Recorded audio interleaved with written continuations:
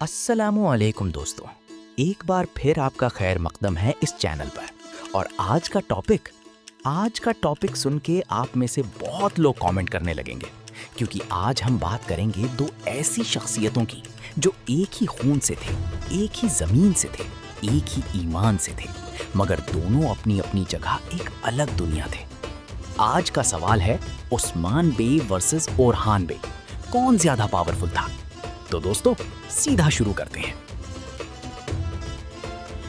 दोस्तों, पहले बात करते हैं उस्मान बे की। सोचो जरा, एक इंसान जो एक छोटी सी कई ट्राइब का बे था। ना बड़ी आर्मी थी, ना बड़ा खजाना था, ना कोई बड़ी सल्तनत थी पीछे। सिर्फ एक ख्वाब था, एक जज्बा था और एक ईमान था।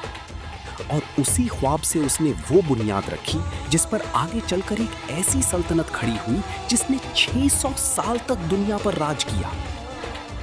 अब दोस्तों बात करते हैं ओरहान बे की। उस्मान बे ने बुनियाद रखी, मगर ओरहान बे ने उस बुनियाद पर एक पूरी सल्तनत खड़ी कर दी। ओरहान बे वो इंसान था जिसने अपने बाप का ख्वाब सिर्फ जिंदा नहीं रखा, बल्कि उस ख्वाब को हकीकत में बदल दिया।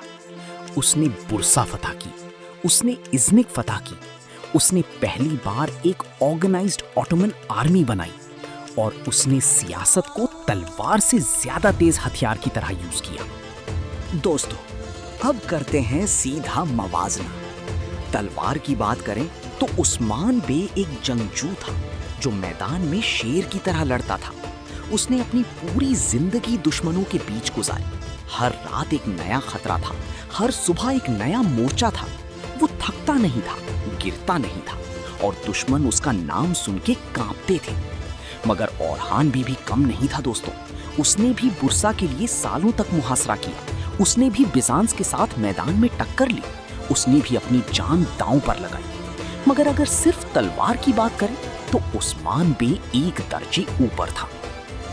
अब दोस्तों अकल और सियासत की बात करें। यहाँ पर ओरहान बे एक कदम आगे था, क्योंकि उस्मान बे एक गाजी था, एक मुजाहिद। उसकी सोच में ईमान था, जज्बा था, हिम्मत थी। मगर कभी कभी वो सीधा रास्ते पर चलता था जब सियासत में घुमा फिराना जरूरी था। ओरहान बे ने सीखा अपने बाप से, मगर उसने सियासत में अपना अलग मुकाम बनाया। उसने जाना कि कब तलवार उठानी है और कब अल्फाज से काम लेना है। उसने दुश्मन से भी दोस्ती की जब फायदा था, और उसने अपनी सल्तनत को एक ऑर्गेनाइज्ड सिस्टम दिया जो उस्मान बे के जमाने में नहीं था। दोस्तों, हिम्मत की बात करें तो दोनों बराबर थे। उस्मान बे ने शून्य से शुरुआत की, चारों तरफ दुश्मन, अंदर बाहर सब तरफ फितना, मगर वो खड़ा रहा। और ओरहान बे ने बाप की बड़ी विरासत संभाली। वो भी कोई आसान काम नहीं था। दोनों अपनी अपनी जगह मजबूत थे। दोनों ने अपने अपने वक्त में खुद को साबित किया। दोस्तों एक लाइन में कहूँ तो उस्मान बे ने चिंगारी जलाई, ओरहान बे ने उस चिंगारी को आग बनाया। उस्मान ने बुनियाद रखी, ओरहान ने उस पर सल्तनत खड़ी की, और उसी सल्तनत की राह पर चल के आगे फातिह सुल्तान महमद ने कॉन्स्टेंटिनोपल फतेह किया।